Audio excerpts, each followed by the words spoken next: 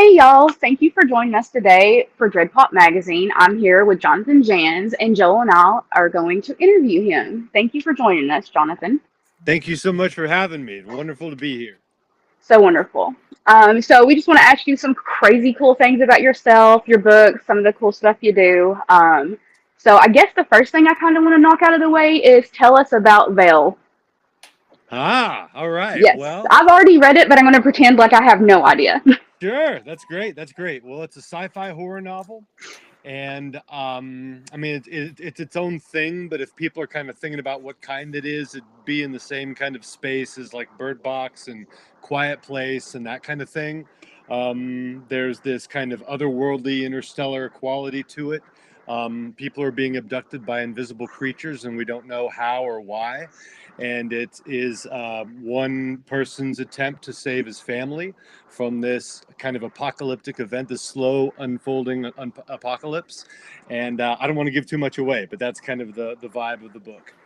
It Sounds was so fun. so crazy intense when I was reading it because I'm just like, I don't really know what's going to happen. There's just so many possibilities when you're first starting this book and you're like, okay, so this is crazy. Do I believe this is what's happening or what's going on? And I got super excited about it, kind of like I did Darkness at the Edge of Town by Brian Keene, because you know Yeah, how it gets, you're kind of trapped and you don't know what's going on. Loved it. yeah. Loved Great it. book. I love Great that book. book by Brian Keene. Yeah, you got Uh, great taste. I was just so excited for it. Yeah. Let's see.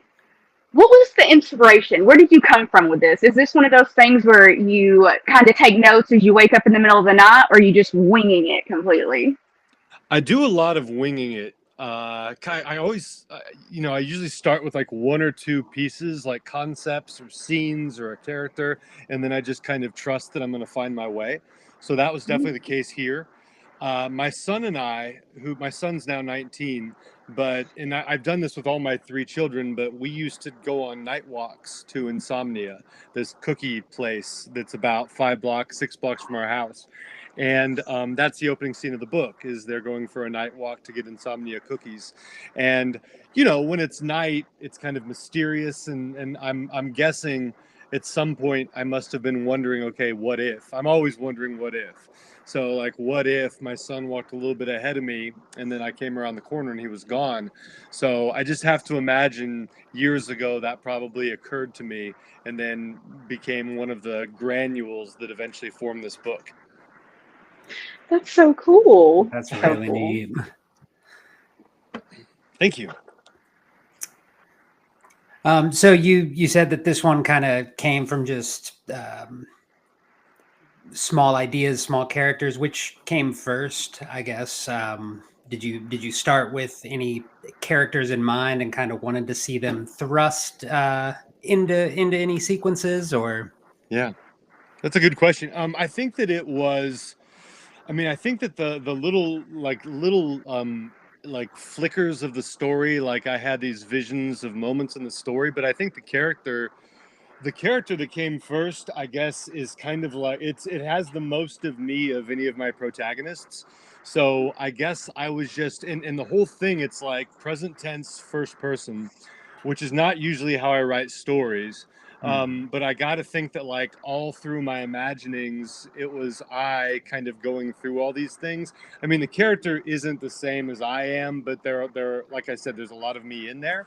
So I kind of think that probably made the imagining go a little faster and even a little deeper because I was kind of the person in the story.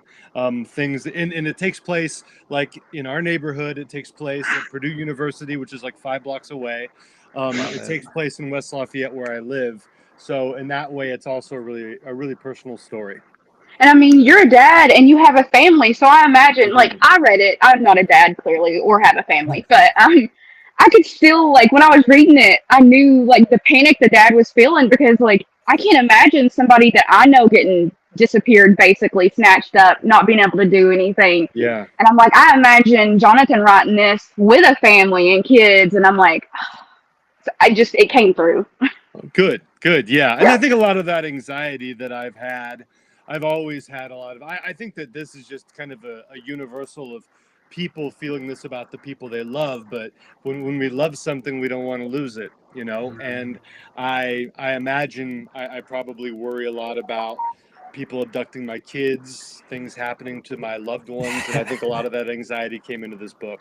Oh yeah. Yep. So how long? Go ahead. Sorry.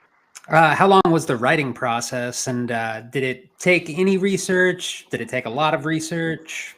Lots. Yeah, Lots. it took a lot. Lots of research into insomnia. I should have gone to that cookie place and used that for a tax write-off and just eaten there every day. Yeah. No, I started this back in the kind of fall winter of 2022, and I finished it sometime in 2023, I believe, and then it sold in the February of 2024, and of course it's coming out in 2025 because writing is pretty glacial. The whole process is super glacial. But I researched, it was the most research intensive thing that I had done up until that point. The one I'm writing now is probably even more so. But Veil, I had to take so many. It's really, I mean, it's a good thing. It's a great thing. I teach and I tell my kids this. You know, writing is an excuse to learn about everything. Like, you get to learn something about so many different things that you never would have known about otherwise. So just a few things. My sister is my sister-in-law is an ophthalmologist, my wife's sister. And so I had to, basically what I would do is I would imagine things and scenarios, and then I would talk to the experts to see what was possible and what I could do, right? And then I'd have to kind of reshape everything based on their feedback. But a lot of this book has to do with vision. So I had to know, how could something like tangible be, a creature, how could a creature be invisible? Like, how would that happen? How close do animals in our world come to achieving that? And so I got to study all these different, aquatic creatures. Light refraction kind of things and stuff would be crazy. Yeah, I mean, it was wild. It was so much fun. And then, I thought, so much of, I mean, they call horror, sci-fi, and fantasy is a blanket. They call it speculative fiction. And so much of Veil is speculative because, we currently don't have a way to cloak ourselves and become completely invisible. But I talked to a science teacher friend of mine, and I would ask her, how could somebody become invisible? And then how could one human see a creature, but everybody else couldn't? How would that be possible? What would have to be done to their vision? And then in that, I had to go into the human brain and study that, and what kind of brain injury would result in either seeing or not seeing the creatures. So I got to talk to my ophthalmologist, a sister-in-law, a teacher, watched so many videos. Like I saw so much about the way that different animals see, like a mantis shrimp. Like a mantis shrimp, I think, has 12 receptors, where most creatures have much fewer. So I took all these deep dives that I had never gotten to take and never would have otherwise. So the research was just intensive and a total blast. That sounds so fun. Yeah. It does. I imagine that's the kind of thing that Agatha Christie used to do, just into everything. And I love that kind of thing. I bet. She had game. She was a really good writer. Yeah. Expert on everything. No, I love that because the more you know, the more inspiration you have. Who knows? Maybe you doing all this research triggers another story down the road, and you're like, I love it. It has. It already has. So yeah. Ooh. Really, yeah. Very excited. Okay, now I'm excited. Very also, true. Sorry, but no, it's just so exciting. And another thing I wanted to ask about real quick is the cover. I know you're very proud of the cover, so tell us about that, because I also am obsessed with it. Yeah, well, that's great to hear. Yeah, I love the cover. There's one version of the cover behind me, and I think a cover is so important to a book, and I think that cover artists are really, really underappreciated, and so I think what a cover artist has to do. It's so much more than just conceiving of an idea and drawing it or creating it via whatever software you have. It is, I think it's at its best, it's this really collaborative process. And the cover artist with whom I worked at Blackstone is named Candace Edwards. And she not only possesses just supreme skill and talent, but she also possesses this kind of almost superhuman patience and like collaborative spirit, because we worked on this, I'm gonna guess like over a month of back and forth. And to his credit, Brendan Deneen, my editor at Blackstone, I would say to him, I'm like, Candace is amazing, but I feel kind of bad because this is like the 7th version of this cover that I've suggested and gone back to her with. And he's like, no, don't worry. Like, he said that's what the process was like with me. He worked with a different cover artist. He's an author as well as an editor. He said the same thing with his most recent book that's also coming out in September. But so that made me feel a little better. But Candace was always just super welcoming and patient. And, sometimes it would be, and it's funny, it's like every element of this cover, even the one behind me isn't the final version. I had this made at Scares the Care, and then actually it evolved from there slightly more. But even just the, you see the Josh Mallerman blurb up there, like that blurb took, like, I'd say 3 waves of back and forth. She created so many different versions of the blurb. She took the input not only from me, but from my manager for TV and film, from my agent. I mean, it was like this really committee-driven process. But again, she was always at the center of it, kind of like helping us to see what it was we were trying to articulate, and then she'd make that happen. So Candace Edwards is just an absolute rock star, and great cover artists are the unsung heroes of the book industry. Oh yeah, just I love the fact that this book.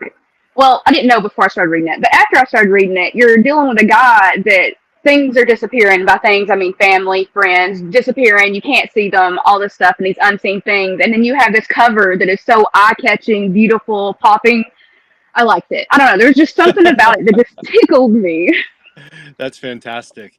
Yeah, the original one didn't look, so you see the hand reaching down. So the top half was kind of that purplish, and now it's a little bluer. But I guess I should put my hand up here. So this is a little more purple than the version that ends up now. It's a little blue. It has has more sparks, and so this portal between the two worlds is a little more pronounced. But this bottom part with the person, I don't know if you can see it. Yeah, you see the head of the person down there. Yeah. So that bottom part, it was completely different. Like that bottom half of the cover. So she came up with that kind of design, that bifurcated duality there. But the bottom half was like this kind of dreary gray. And the word veil was very small at the bottom. And so she did come up with the original design, but then, like I said, that process started, and boy, was it long. And I'm so thankful that she was patient with us and didn't just tell me to shove it at something, because I think some people would have. They're like, dude, it's just a book cover, relax. But I really want it to be perfect. Great job to her as well. I agree. So you released a chapbook alongside a little early. How did that one come about? Yeah, so that was a few factors. I think one really important one is there's this writer named Robert Swartwood, and I met him at AuthorCon. He's friends with Brian Keene. And Robert is really, like, he writes all kinds of stuff, but he's a really successful writer and a really cool dude. And he's kind of like one of those self-made, like he's just gotten, his sales have grown a little more with each book. Mm-hmm. And he's just really smart with marketing. And he has all these other skills that frankly I don't have. Like I've never approached this as a business like I probably should. It's always just been this kind of magical, imaginative storytelling world. But let's be honest, it's also a business. So Robert's been helping me. And one thing that he has done is he has created these like little like chat books. And for people who pre-order, he's given away free copies. And it's a lot of work. It's a lot of like money. It's a lot of upfront investment. And it's kind of a hassle, to be honest, because you're taking I mean, it's like a one-man show. I have had help, like Kate Forsman helped create the form for me for people to sign up, and then Candace Edwards designed the cover, which she did, just completely, I think, on her own time. I mean, and the cover's awesome. Yeah. But so the idea basically came from Robert Swartwood, and so I did it this time. I had to write it, of course, and I wrote the story that's in the world of Vale. And I really ended up loving it, and I'm so happy I did it now. Not just because the pre-orders have been really, really strong, but also because it's like this extra little Easter egg kind of bonus feature that's part of the Vale universe. And I think it's it's been able to whet people's appetites, in advance of the book. Or some people are just waiting to read the book before they read the chat book because they're afraid it'll spoil it. Either way is really cool, but I'm very glad it exists. That's awesome. I got one. I was looking for it real quick because I know it's in one of these stacks that are here. I'll find it. But no, I was so excited. I love pre-order swag. I'm a sucker. It don't matter if it's a sticker, if it's a pizza cutter from Wake Up and Open Your Eyes, a little letter from Christopher Golden. I mean, I'm a sucker. That's hilarious. Love this. I didn't know that. So Clay McLeod Chapman, he did a pizza cutter. Oh my gosh, that's amazing. I have a sticker too that's from the remote from the book as well. Stephen Graham Jones did a Weasley whatever sticker. I got that. Your chat book, of course. There it is. I had to. Yeah. Sorry, I was like over there, and I'm wearing my camo shorts that I mow the lawn in. So sorry about that view. But here is the chat book, and this is the cover that Candace Edwards designed. It's just awesome, I think, and it's turned out just really. There's the sign. It's turned out really, really well, and it's really fun. And like you're kind of saying, like swag like that, it's just kind of like it's part of the experience, and it expands the experience. It's cool, yeah. And I've noticed chat books are like, I don't know, maybe if I just didn't notice they were popular before, or if they've just kind of exploded the last year and a half. But like, I see everybody doing them. Did I get a Rapture? Is it Rapture or Shortwave? I got one from recently, but it's just so cool. And I'm like, this is adorable. It's a way to like, I'm not adorable. This is cool. I don't know. To both. Get like, it's both. I'm talking about a hard book. This is adorable. No. It's like a cool way to get your stuff out there, and most of them are limited anyway, and I love limited anything, of course, so it's exciting for everybody. I agree with all that, and I've enjoyed it so much that I'll probably do it again. I don't know if I'll do it for every book, but I'll probably do it again just because, like you said, it's cool, it's fun. What made you become a writer? Yeah. So I think that from the time that I could like think or remember from a very young age, I've always loved stories. I've always been in love with that. I've always lived in my head a lot. I've always like imagined things. And for that reason, I think that stories have always really appealed to me. Like when I was young, it was Star Wars, and then the Twilight Zone TV show, and then my mom used to, and see, the thing is like you find, even though I love everything and I write different things, horror is where my heart is. And I think part of that is just because where I grew up and how I grew up. So, I mentioned Twilight Zone. My mom would show that on TV a lot. There was this show called In Search Of with Leonard Nimoy. It was like In Search of Bigfoot or In Search of the Loch Ness Monster. Mm-hmm. And so that was off and on in my house. So there are all these mysteries. I lived, there was this deep, dark woods behind me. And then to the right of our house, there was a huge graveyard. And that was kind of like where I played. I played in the graveyard when I was a kid. So I grew up, among that setting. And then when I was 14, I read a Stephen King book. And that changed my life because I wasn't a reader prior to that. Oh, one other thing, too. My mom from the library used to bring home albums for me to listen to. And the most frequently brought album was Star Wars score. But when it wasn't Star Wars, she would bring me Edgar Allan Poe short stories on audio album. And so I would listen to The Telltale Heart. I would listen to The Black Cat, The Pit and the Pendulum. I was listening to those. I was like 5 and listening to these terrifying stories. So then when I started to read King when I was 14, that really started, I think something in me started to explode. And then when I was like 18, then I'd read so much King that I started to write one of my own, and it sucked. It was a terrible story that I wrote, but it was fun. It was a lot of fun. And then I started again when I was 26. And all of it was horror, of course. And I didn't get serious about it until like my mid-30s. And then I really, really got into it. So yeah, it was kind of a gradual progression into it. But I think the seeds of writing and the seeds of horror and the seeds of storytelling, those were there from pretty early on. I love that. That is so Super cool. Also, I think it's cool that all of us seem to have gotten scarred young from reading or listening to horror. Yeah, what was yours? What was yours when you were young? So mine was actually a movie, and it was Maximum Overdrive by Stephen King. And I was 7, I think. Woo. I side-eyed vehicles, soda machines, trucks for years after that. Like, I would be walking down the road because I'm from a small town, and I would book it past a parked car because I was not getting run over. You probably saw that goblin face on the front. Yes! So long, so long. And then my first Stephen King book was Insomnia, and I think I was 9 or 10, and then I just kind of never turned back. I didn't understand everything, but, like, I was addicted, so. That's awesome. That's so cool. What about you, Joel? Awesome. Yeah. I think probably, so growing up, my best friend, his parents were very into Halloween. Like, they got married in a haunted house, and so every year they would throw this giant haunted house where they lived and had all the props, and they'd recruit people to come and work it. And so fell in love doing that. That's awesome. Yeah, it was a lot of fun. My first Stephen King, I think, was The Dead Zone. They made that TV show, and my mom really loved it.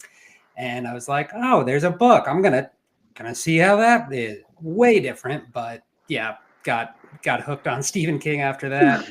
That's awesome. Yeah, that is awesome. So cool. I love that book too. Yeah, that book's phenomenal. I love Insomnia as well, but The Dead Zone is one of my top 10 probably. It is. Yeah. I found a random copy of The Dead Zone at a library book sale. It didn't have a cover. It's just the red binding one. And so, of course, I picked it up. And it's the only one I own that's like that. And I just love it so much. It's such a crazy book. It's just so unhinged. And then I've just got this blood red cover. And I'm sure it's not worth anything, but it's just perfect. Like I said. Yeah. You know, huge Stephen King something fan. to you. Yeah. Exactly. Yeah. That's awesome. But, yeah. So what was the first Stephen King book you read when you were 14? Ironically, I think it was his least favorite book. It was The Tommyknockers. Okay. And, he hates it, or at least I don't think he likes it, and I loved it. I loved it. It changed my life, so it'll always have a special place in my heart. Yeah, from the ages of 14 to 18, I read probably 20-some Stephen King books and nothing else by anybody else. I didn't read anybody else until I was in college.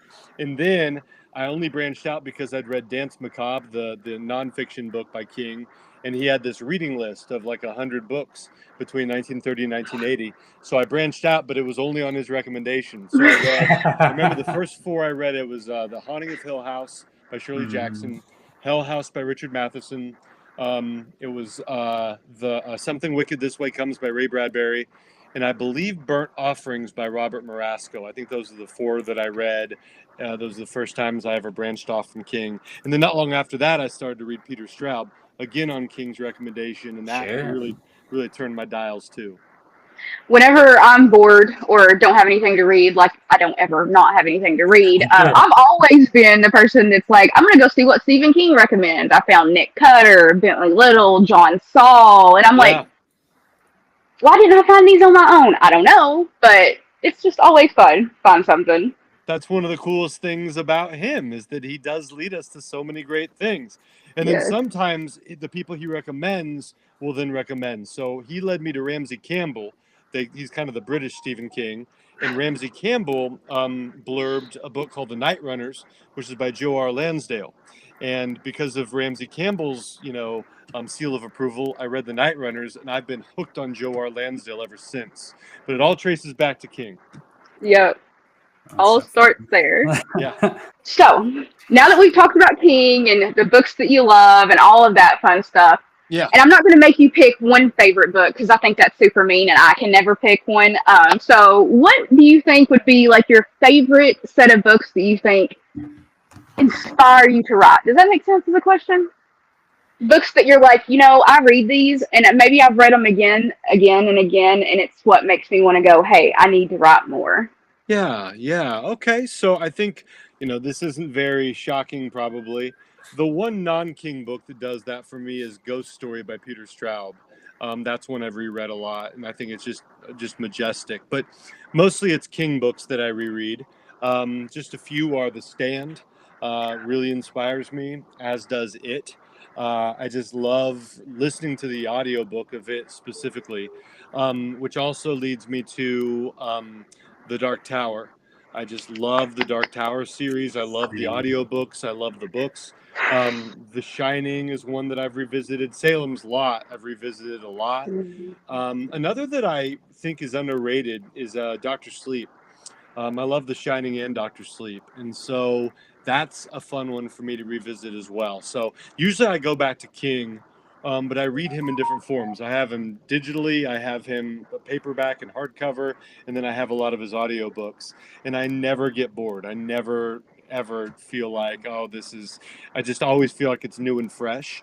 And I feel that way about I'm a rereader and a rewatcher. I feel that way about my favorite movies, like Star Wars, and I showed Jaws to my youngest daughter last night. It never gets old. It never gets old. Yeah, so I feel that way about the stuff that I love. I could just go to it, indefinitely. I can't even count the number of times I've taken a trip through the tower. Having a bad day, journey through the tower. Having a good day, journey through the tower. Doesn't matter. Just pick one of the books and we're there. That's amazing. I That's love that cool. so much. I feel the same way. Are you a fan, Joel, of The Dark Tower? I am. I actually just finished my first read through this last year, and Nice. Yeah, it was incredible. I don't know why I put it off for so long, but just kind of one of those. I don't know if that's right for me or something, but Sure. I'm so ashamed to say that I did the same thing. Like, I've been reading King since I was little. I always buy his books as soon as they release. Hold on, or well, not the old ones, of course, before me, but you know what I mean. Sure. And then I kept putting off The Tower because I'm like, this probably isn't something that I'm gonna love, and I don't want to read his books and be like. And then here, I think about 7 or 8 years ago, I was like, okay, I got a long drive to work. Audible, here we go. And I literally immediately listened to it again, and I was like, why did I wait so long? Yep. Yeah, I can't wait to get back into it. It's just so good. It's incredible. Alexis, do you have a favorite in it?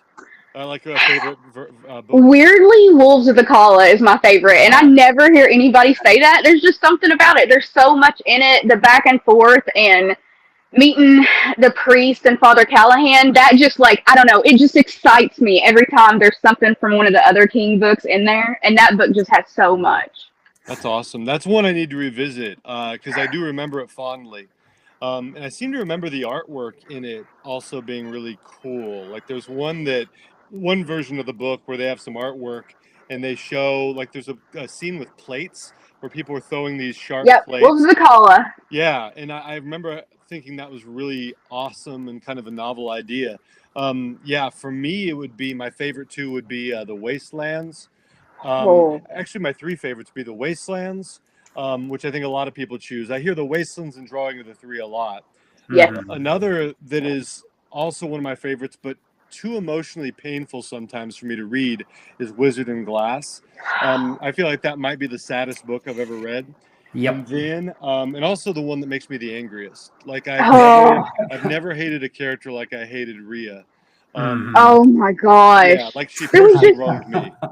There's just so many. It was just watching a series of unfortunate events that you could not stop, and I'm like, no. Yeah. That's how I felt too. And so I love it, as painful as it is. And then the other one I don't hear people talk about much is Wind Through the Keyhole. Oh, I love, it's one of the coolest examples of embedded narrative I've ever read, that story within a story, like a nesting box.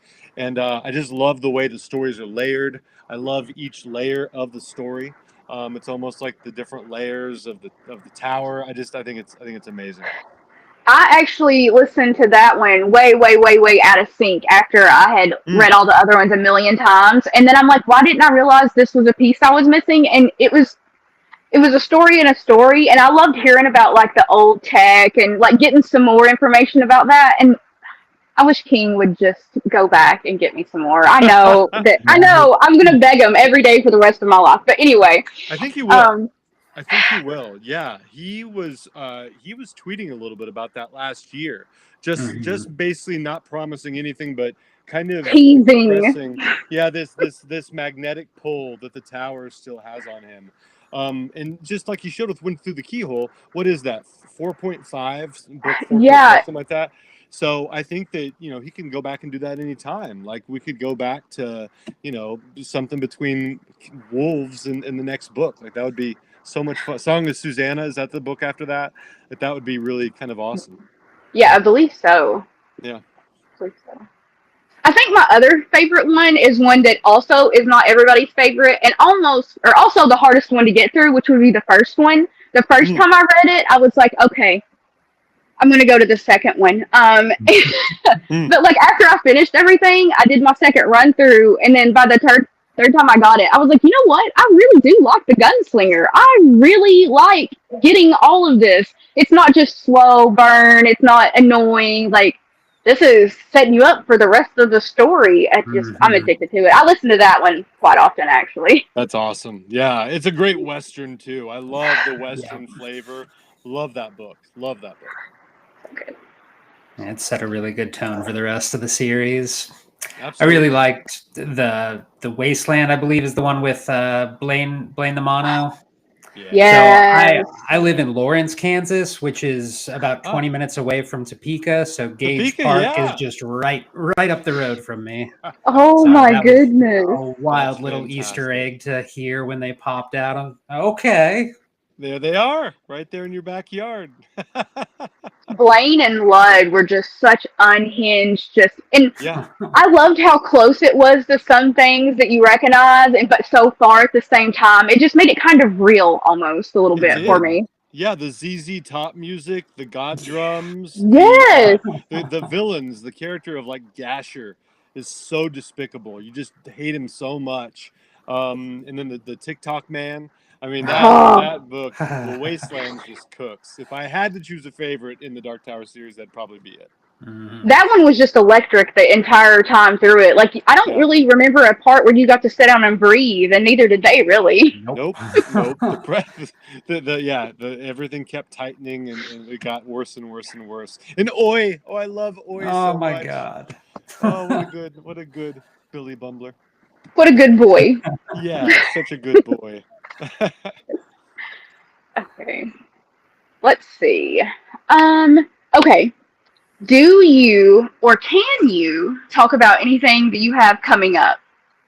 Sure. I've got So I can't talk about any specific deals or what publishers these come out through, because we're like at the 1 foot line with a couple publishers with a few different pieces. But I've got Marla is getting closer to a mass market edition, which is going to be just incredible because there's so much demand for that book. And I love the book. Yeah, I love it so much. So looking forward to that. There's one I wrote. I don't want to say the title because it's a setting that I haven't seen yet done in horror. And I've not seen done in any story. So I think it's a completely new setting. But it's a horror novel. And it is something I developed. So I'm managed by, I have my lit agent Lane Haymont, but I'm managed for TV and film by this company called Lit Entertainment. And Adam Kolbrenner is my manager. But this guy that works at Lit Entertainment as a creative executive is named Patrick White. And Patrick has become this really key collaborator for me. So last summer we developed a novel. He had the idea, and then together we developed it, and then I wrote it. And I mean, he had the initial idea, and then we really built it out from there collaboratively. And I wrote it, and that's this novel that I'm alluding to. And then we're developing another one right now, and I'm writing it right now. And it's it's the grandest thing I've ever written. It's this huge, I mean, it's like a Steven Spielberg, James Cameron, Ridley Scott, George Lucas movie. It's just this giant, epic story. It's going to end up being probably 170,000 words. And it's like a dystopian, sci-fi, horror, adventure, romance, action. Oh my goodness. It's just it's huge. And so I'm right in the middle of that book. I'm 80. No, today I went over the 90,000 word mark. And then so I'm going to try to finish that by the end of the summer. I also have another book that I've written the rough draft of called The Stars Have Left the Skies. That's a winter horror novel. And it's kind of like, it's based a little bit on The Thing and 10 Cloverfield Lane. It's like a claustrophobic, a little bit of the Dan Simmons's The Terror is in there. So that's one that I'm really proud of, but that's all written. There's another one. Anyway, I have so much in the lying in wait. I just can't wait for the deals to start like being finalized so I can start announcing some of this stuff. And like I said, two of those at minimum, two of those are in development for film. Because whatever, I'm developing them with a production company. So that's so exciting. Well, yeah, it is. I'm excited for the end of the world as we know it. So I remember back before, like, anybody even said anything out loud about it, and I kept hearing like low-level whispers, and I'm like, "Don't get excited! Don't get excited! Don't get excited!" And as soon as I seen it released, I started screaming. I'm like losing it. I'm gonna need a forklift to get this book in my house, but true. So excited. There's so many crazy authors in there in the lineup in this book, and it's this world. Who are you most excited for that's in it, besides yourself, of course?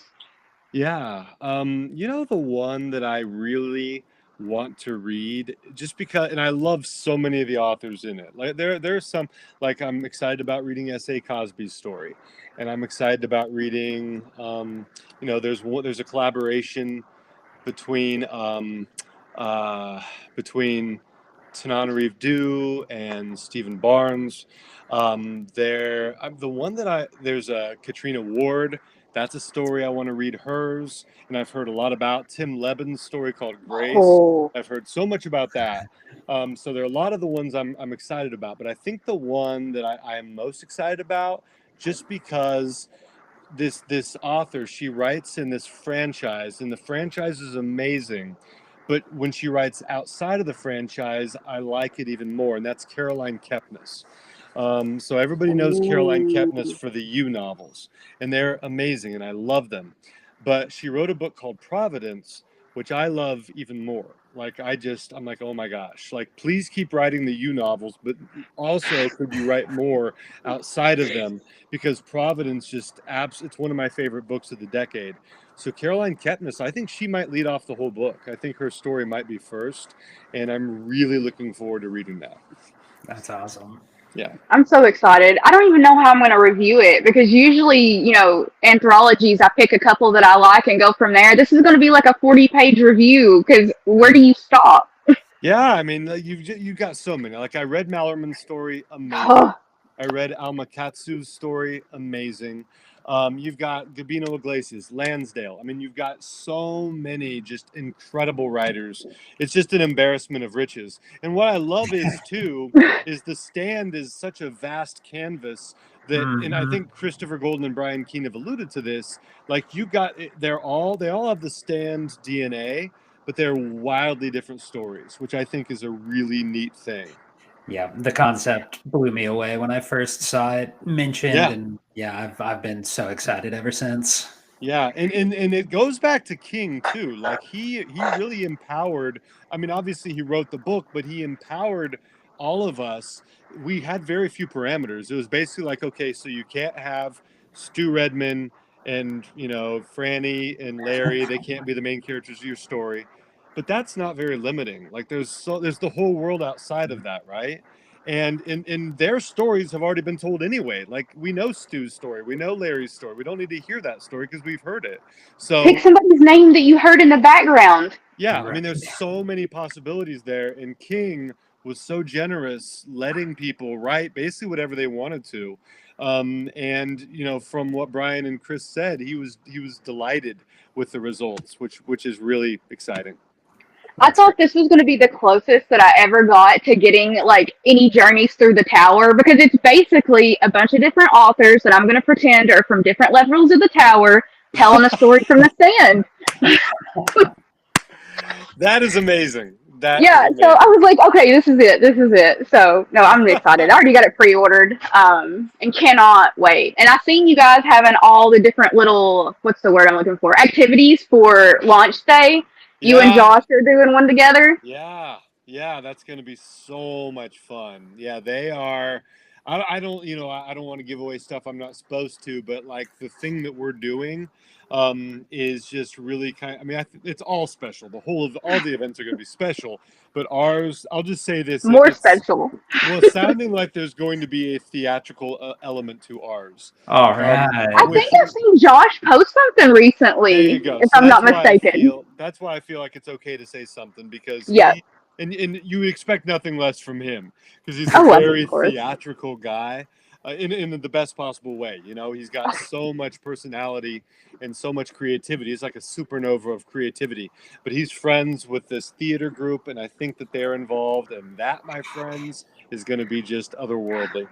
That's I know. I'm like, this is on a Tuesday, but I got to figure out how to get there. Yeah. Goodness, so exciting. So exciting. It's going to be. So I know that you go to the conventions, you do your signings, you have your favorite bookstores, all of that fun stuff. I know you'll be, if I'm not mistaken, at Bob's Day at some point. I will be, yes. Because that's where I pre-ordered my copy of Veil from. Nice. Are you in that area, or? No, I love the bookstore. I know it's not my local indie bookstore, but it's technically the one that I use because they always get me my stuff. They're always fast. Literally, all I do is like text or email them. I'm like, hey, do you have this? And they're like, of course we do. And I pre-ordered your book. They are cool. They so are. Cool. Yeah, that's going to be, where is it? That's Bloomington, Illinois. I think on October the 4th, I think is when I'm signing there. And they've just been so cool. So I can't wait to go there and see the store. Yeah. So what other bookstores or conventions do you have coming up that you're going to show up at? I know some of you guys can't announce some of them, but the ones that you can, of course. Sure. No, I've got several that I can mention. I've got this coming week. I'm going to be Friday night. I don't know when this airs, if this is going to air soon, or if it's live. Is it going out live right now or no? No, it's not live right now, but it will be dropping soon. Hey, look! Sure. Okay, that's cool. And of course, before your book officially releases. Yeah. Okay, well, so if it comes out, this week, on Friday, I'm going to be in Annapolis, Maryland, and I'm going to be signing at the Barnes & Noble there. Very excited about that. I will be the day after, on the 28th of June, doing 2 events, one at Vortex Books with Brian Keene, and that'll be my first trip. Brian's like my older brother. Just love him so much, but I've never been to his store, so it's going to be a really awesome thing to finally get to see that. And then that night we have Evil Embers, which is an event at I always feel funny saying the name. It's a great name. Booby's Brewery, I think is the name of it. I mean, it's a great name. Nothing wrong with the name. It's fun. I just, whatever, the sophomore part of me. Anyway, so I am going to be signing there at Booby's on the 28th. And Evil Embers is an event where we're going to read stories around a campfire. And it's going to have like Brian Keene, I think Mary Sangiovanni. It's going to have Ron Malfi, Rebecca Rowland, like so many awesome writers. What a campfire. Yeah, it's going to be so much fun. The people at that brewery have been so cool. They've been so like welcoming and inviting and hospitable. So I'm really excited to meet them and thank them. They've created a drink for Veil, which is super exciting. I think they're calling it the Unveiling, and it even looks like the cover. It's purple and blue on top and then gold at the bottom. Just amazing. So that's going to be on the menu that night. And then, so those are the 3 in the immediate future. And then in, of course, August, I've got the event with Josh on the 19th to kick off The End of the World as We Know It. I've got in September a couple that come readily to mind. I've got Beyond the Book in Knox, Indiana.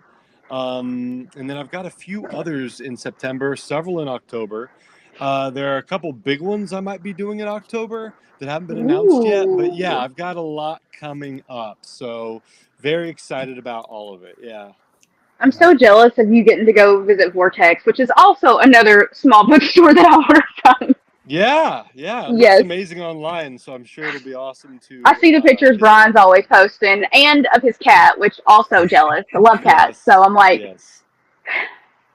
jealous. I have to make a trip there. I'm just gonna have to make a trip to Roadmap to visit indie bookstores. Apparently, That'd be the best Be a kind of good book road tour. trip. That would be Yeah. awesome. Yeah. That would show be up and incredible. just take a small video. Join me on this. It's like dinners, drive-ins, and dives, but bookstores, libraries, and I can't think of a third one. I'll think of something. Yeah. That'll be awesome. That's a great idea. Oh goodness! Don't steal my idea, America. But We know where it came from, right here. right here, I'm gonna cut this out. No. Anyway, I can't think of anything else I have to ask. Is there anything that you want to tell us about that we haven't asked yet? Anything you want to shout out? Not that I can think of offhand. Just excited about all the stuff that's coming up. I think that it's an amazing time in horror. I think it's just there's so much happening, so much that's just I think we're just entering this golden age. I mean, I just think that it's really going to continue to grow and expand. And I think the more it expands, the better it'll be. So I'm super excited about it. I'm just very thankful to be living. The world's not perfect, but as far as horror is concerned, I'm thankful to be living when I am. Oh, absolutely. I remember so I grew up in an area where there wasn't a ton of books to begin with. Small library, horror's not a big thing. So my books all came from like flea market blind boxes for $5. So I'm reading Reader's Digest, Ellery Queen magazine. So started out reading stuff, and I remember looking at those, and while they were cool and everything, they were plain. Nowadays, you've got horror books that are foiled, sprayed edges.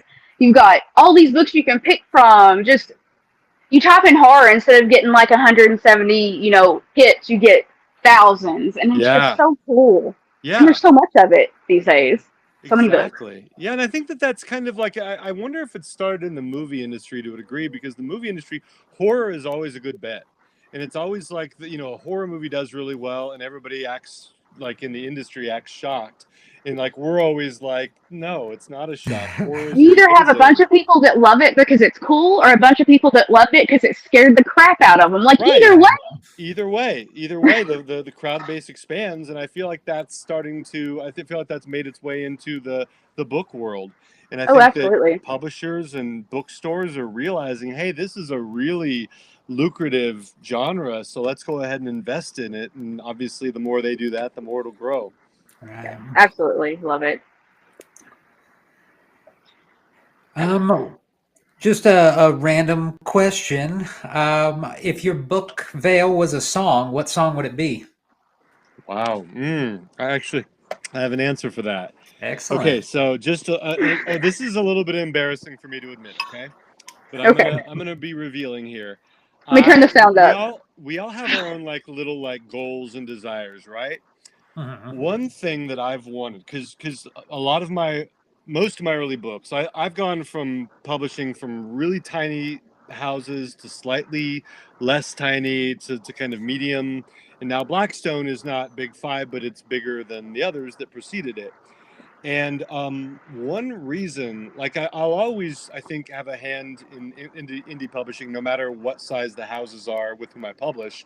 Because guys like Lansdale and Mallerman, they always get stuff indie as well as larger.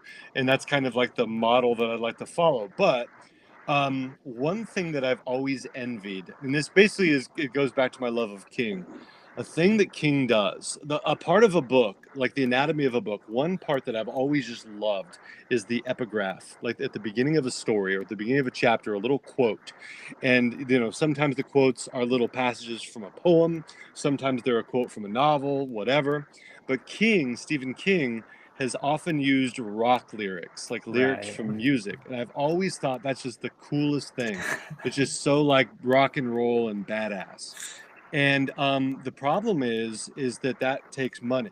Like you have to get permission to publish song lyrics. Like generally, if you want to get a poem, like little, couplet from a poem, that's fine. That's permissible. But to get a song lyric, you've got to go to the company and get permission. And basically, I asked this publisher, I'm not going to say which one, that I'd worked with in the past. I'm like, I really want this song lyric as an epigraph. And they're like, no, we're not even going to ask because we can't afford it. I'm like, okay, well, thanks. So I, with Blackstone, I only hit, because usually I'll have like 2 epigraphs at the starts of my stories, sometimes 3, because again, I love them. Because I feel like they're a way to start telling the story and introducing themes and all Sets that the stuff. tone. And Right. foreshadowing. Yeah, I just love it so much. And so with Blackstone, I there was one song lyric that I wanted. It was a very simple one, but it really kind of encapsulates not just the story, but the whole universe of the book. And it kind of encapsulates like where I feel now as an artist. And the song is called "Break On Through" by The Doors. And then the lyric is "Break on through to the other side." That's all I wanted. Break on through to the other side. And that's the song that I listened to like at night after I'd get done editing. I'd listen to that song in the shower. And because I just love the song. I love The Doors. They're probably my favorite group. I love Jim Morrison. I've always loved them.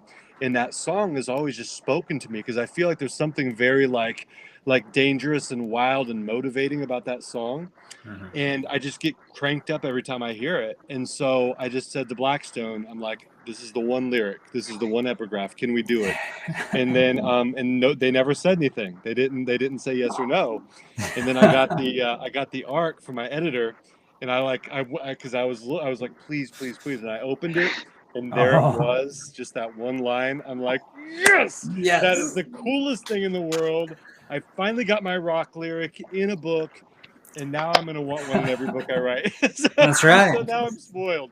But it was That's the coolest amazing. moment. I finally got to That get, is amazing. Yeah. That is amazing. And I love stuff like that. The older books that I used to read before everybody switched over to chapter 1, chapter 2, chapter 3. You remember when chapters used to have titles? And I used to get so excited. Yeah, because I'm like, the one I'm writing now, yeah. That's what made me fall in love with Chuck Wendig. He has the best chapter titles. Yeah, right? Yeah, I've always enjoyed those. They can be so much fun. They can be, and they can be themed off the chapter, themed off the book. I don't care. But it's and I know it's extra work, of course, but it's just something so fun that I miss in a lot of books. Yeah. For me, it depends on like POV. Like sometimes I feel like it works, sometimes it doesn't. Like Veil just has numbers, and I feel like because that story is just so like there's already a lot. And it's very like present. It's present tense, so it's happening, and so I didn't want any kind of feeling of like looking back like you might get with a chapter title, like after the fact knowledge. So I wanted to all feel like it was developing in real time.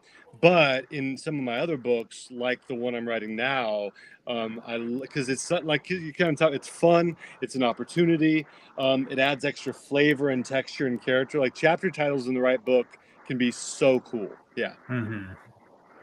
Like when it used to be a big thing. Of course, the internet wasn't bouncing. We didn't have camera phones every 5 seconds and all that stuff. But like when back then, I could have imagined me popping open a book and reading it and being like, I need to post a picture of this chapter title or something. And I'm like, I need that to happen again. Absolutely. Goodness. So cool. Any advice for aspiring writers? Anybody that's trying to break into the industry or grow as an author? Yeah, just a few off the top of my head, and some of this sounds contradictory even though it's not.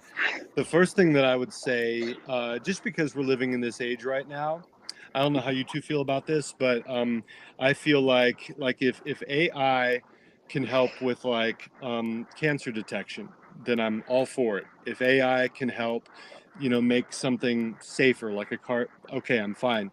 But I don't think it has any place in the arts. And so I would just say to people who are considering using AI, I would just say not to sell yourself short. Because I think that you have much more in you than you're aware, and then if you use that really plagiarism machine, then what is coming out is not truly yours. It's this amalgam of other people, and that's not why we read books. We read books because we want that personal connection to that author, even if it's not the author in the story, it's that author's imagination. So don't sell yourself short by taking shortcuts. And then piggybacking off that, it is a lot of work. Like, it's a lot of work. There's no shortcut. You need to read as much as you can. You need to write as much as you can. And as you read and write, the stuff that you write is going to sound like other people. And that's fine, because that's part of a writer's journey.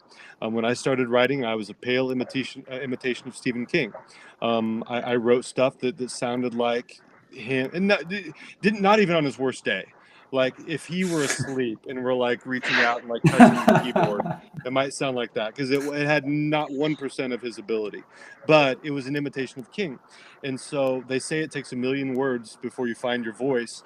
For me, because I've always been a slow learner, it took me like 1.5 million to find my own voice, but I found it, and now I have it, and it does still have like the DNA of some of the writers that came before me, and that only enriches my own instrument.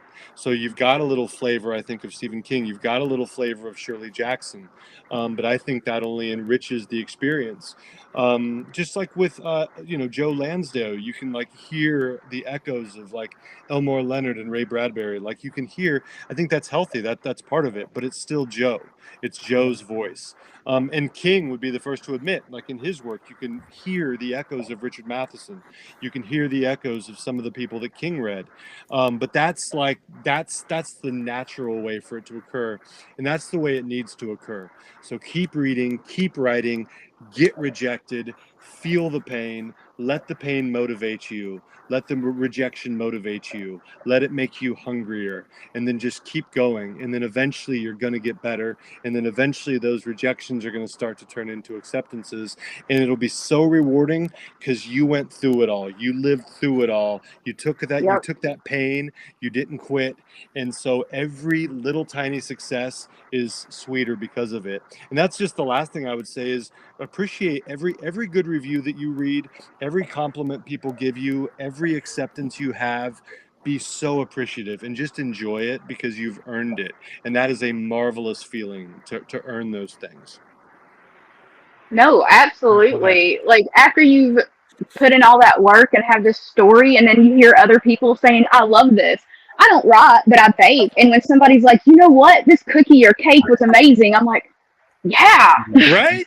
It You feels know, good. like, if I bought it from Walmart, I'm going to be like, cool, Debbie made it, I guess. I don't know. You know, I'll let her know. But no, definitely agree. If AI can like help us with cancer and doing like crazy surgeries that we just can't do, absolutely. But everything else, no. I'm one of those people. I'm always piggybacking off of Judith Sonnet, who she goes to bat about book covers and not doing AI. Get a graphic designer, blah blah blah. And I agree, because there's more options. It's not just paying a bazillion dollars for something. She even talked about how she used to get, or she still does, get some clip art and stuff from the Smithsonian, and uses that and goes for that. Finds an indie cover designer. There's just so many things. Yeah, And Judith like, you're going to be rocks. so proud. I do love Judith. Judith is Judith's cool amazing. as hell. Yeah. But it's just, this is your child. You don't want to just like phone it in, you know? Right. Absolutely. Yeah, there's a quote in I've never seen the movie. There's a quote in A League of Their Own, I think, where somebody says to Tom Hanks, but it's so hard, and he says something like, the hard is what makes it great. The hard is what makes it worthwhile. And I think that's the way it is with anything worthwhile. Like, when you baked, you said you baked. I mean, that doesn't just happen. Like, you Nope. don't just like I Dream of Jeannie wink it into existence. Like, that takes effort, and it takes skill, and it takes experience to make something that A, isn't poisonous, that B, starts to become edible, but then C, finally ends up as something really tasty. That comes through your hard work, and that's why it's great. That's why it's something special. I love that. That was such a good little piece of advice too. I want to thank you for being on Dread Pop Magazine with us and talking to Joel and I. It was wonderful to hear about Vale and all the fun stuff. And again, thank you for joining us. Yeah, thank you so so much. much. Thank you. You two have been amazing. It's been a blast talking to you.